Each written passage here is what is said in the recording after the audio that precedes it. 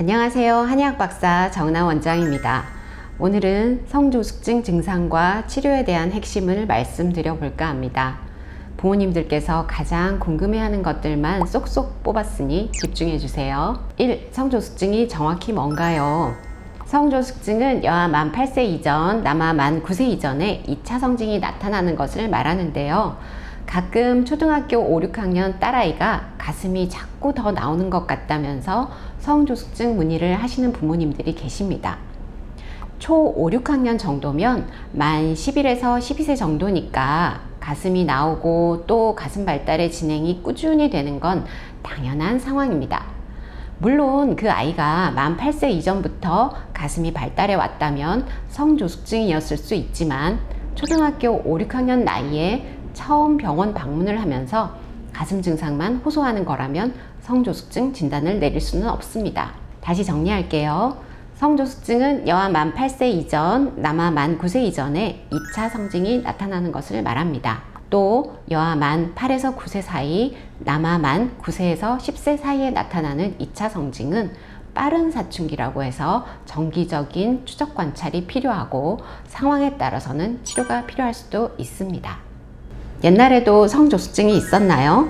성조숙증은 우리 때는 없었는데 하시면서 라떼를 떠올리시는 부모님들이 많으십니다. 맞습니다. 우리나라에서 성조숙증이라는 질환이 대중들에게 인식되기 시작한 건 불과 10여 년 정도밖에 되지 않습니다. 그래서 부모님들의 성장기에는 성조숙증이란 단어를 들어본 적이 없을 수밖에요. 하지만 성조숙증 아이들 문진을 하다 보면 초등 1, 2학년 나이에 초경을 했던 할머님도 계시고 초등 4, 5학년 나이에 초경하고 힘들었던 기억을 가지신 어머님들이 종종 있으십니다. 그 당시는 성조숙증에 대한 인식이 없어서 진단을 받지 못했을 뿐이고 또 2차 성징이 빠른 아이들의 비율이 현재보다 적었다는 게 적절한 답이 될 것 같습니다. 성조숙증을 알려주는 2차 성징엔 어떤 것들이 있나요? 여아 만 8세 이전, 남아 만 9세 이전에 2차 성징이 나타나는 것이 성조숙증이라고 했는데 그럼 2차 성징은 정확히 뭘까요? 어린이가 성인으로 성장하면서 중성적이었던 몸이 여성과 남성으로 구분되고 생식이 가능한 신체 변화가 일어나는데 이를 2차 성징이라고 합니다. 여아는 가슴이 발달하고 음모나 겨드랑이 털이 자라고 초경을 하는 등의 증상들이 대표적이고 골반이 커지고 체지방이 증가합니다. 남아는 고환이 커지고 음경이 길어지고 음모, 겨드랑이 털, 수염, 변성기 등이 대표적인 2차 성징이라고 할 수 있고요. 여성에 비해 어깨가 발달하고 근육량이 증가합니다. 또 공통적으로 머리 냄새, 여드름, 체취의 변화 등도 나타납니다. 여아의 초기 증상은 가슴 발달인 경우가 대부분이라 초기 발견이 용이한 부분이 있지만 살집이 있는 여아의 경우는 살과 구분이 되지 않아 늦게 확인되기도 합니다. 남아의 경우는 고환 크기가 커지는 것이 가장 첫 증상이라 초기 발현이 여아에 비해 늦어지는 경향이 있어서 정기적인 검진을 통해 확인하는 것이 중요하겠습니다. 성조숙증은 반드시 치료해야 하나요? 부모님들이 아이 성조숙증을 걱정하시면서 내원을 하시면 대부분 엄마와 아빠의 온도차가 느껴집니다. 엄마는 이른 초경과 성장 지연을 치료해 주어야 한다는 간절함이 뜨거운 편이고요. 아빠는 어차피 나타날 텐데 좀 일찍 나타난다고 무슨 문제가 있겠어? 하시면서 치료에 대한 간절함이 냉랭한 편이죠. 아이들의 나이와 발달 정도에 따라 엄마가 오버하는 것일 수도 있고 아빠가 개념이 없는 것일 수도 있습니다. 결국 케바케라는 것이니까 일단 전문기관에 방문하는 것은 중요합니다. 그렇다면 성조숙증 치료를 꼭 해야 하는 아이가 치료나 관리를 하지 않았을 경우 어떤 문제가 생길까요? 원래 자랄 수 있는 키보다 5에서 15cm 정도 덜 자랄 수 있습니다.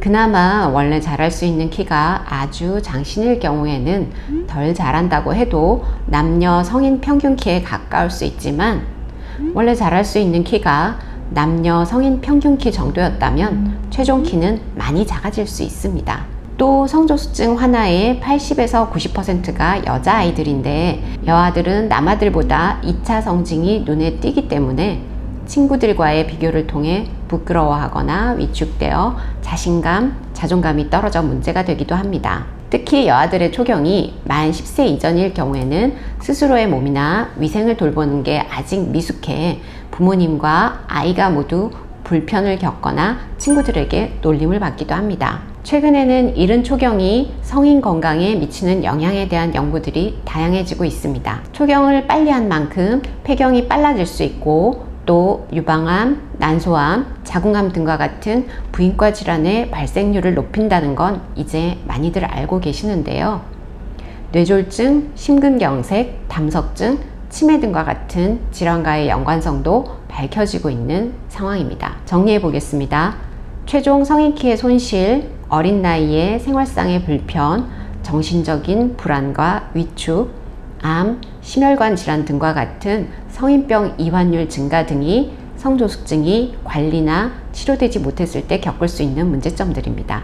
이제 평생 건강을 위해 미리 검진하고 치료가 필요한 질환임을 아시겠죠? 성조숙증 치료는 어떻게 하나요? 성조숙증 치료에 대해서 얘기하기 전에 성조숙증 검사는 언제부터 신경 써야 하는지부터 말씀드릴게요. 빨리 발견된 성조숙증을 제때 관리하고 치료하는 것이 가장 좋기 때문에 검진 시기를 잘 챙기는 것이 중요하겠습니다. 여아들의 2차 성징은 대개 만 9세에서 10세 전후에 나타나고 남아들의 2차 성징은 대개 만 11에서 12세 전후에 나타나기 때문에 이보다 이전에 검사를 시작하는 것이 좋겠습니다. 저는 초등학교 입학 무렵 즈음에 증상 여부와 상관없이 성장과 성조숙증에 대한 첫 검진을 권장하고 이후 1년에 1, 2회 정도의 정기 검진을 하실 것도 당부드립니다. 이제 성조숙증의 치료에 대해 말씀드리겠습니다. 성조숙증 치료는 양의학적으로는 성호르몬을 억제하는 주사 치료가 있고 한의학적으로는 한약 치료가 있습니다. 억제 주사의 경우 4주 간격 또는 3개월 간격으로 맞게 되는데요. 본인 나이와 뼈 나이와 예측되는 키 등을 고려해서 주사 용량과 치료 기간을 정하게 됩니다. 한약 치료의 경우도 본인 나이와 뼈 나이와 예측되는 키, 성장 속도 등을 고려해서 치료 기간과 처방 간격을 결정합니다. 호르몬의 직접적인 컨트롤이라는 것에 대한 거부감과 주사라는 도구에 대한 부담감이 있는 분들이나 주사 치료 중 키 성장이 미미하거나 알레르기 발생 등과 같은 부작용을 경험하신 분들이 한의학 치료를 원하면서 오시는데요. 한약 치료의 경우 첫 번째 목표가 인체의 불균형을 조절해 밸런스를 맞춰준다는 것입니다. 그 결과 자연스럽게 성장 발달 속도를 스스로 조절하면서 건강을 찾아가는 자연 성장 치료 원리입니다. 대사를 위한 에너지, 면역을 위한 에너지, 성장을 위한 에너지 등이 잘 순환하고 적절하게 분포되어야 하는데 균형이 깨져서 특정 부위에 열이 뭉치고 순환되지 않아서 생긴 것입니다. 그래서 뭉친 열은 순환시켜서 고루 분포되게 하고 항진된 열은 발산시켜서 조절해주는 처방을 하게 됩니다. 효과적인 치료를 위해서는 정확한 진단이 필요하고 치료 과정의 경과 역시 객관적인 데이터로 확인을 하면서 치료 방향을 세밀하게 조정해 가야 하는데요. 그래서 처음 진단할 때와 중간중간 경과를 평가할 때 한의학적인 검진과 양의학적인 검진을 모두 활용해 종합적으로 판단하고 최선의 치료 계획을 세우는 것이 중요합니다. 또 인체 내부적인 문제들을 잘 해결하더라도 외부 환경적인 요소들이 컨트롤되지 않는다면 재발하거나 최종 결과를 나쁘게 할 수 있기 때문에 건강한 습관을 만들 수 있도록 아이와 부모님과 의료기관이 함께 노력해야 합니다. 한의학적인 치료 이후에 부모님들이 가장 고마워하고 좋아하는 것이 아이가 스스로 건강한 습관에 대해서 알고 노력하는 점입니다. 증상만을 없애고 떼어내는 것이 아니라 근본적인 조절력을 키워내기 위한 치료와 관리의 장점이라고 할 수 있겠습니다. 가장 기본이면서도 꼭 아셨으면 하는 성조숙증에 대한 내용들을 살펴보았는데요. 우리 아이들의 건강한 성장에 도움이 되셨길 바랍니다. 감사합니다.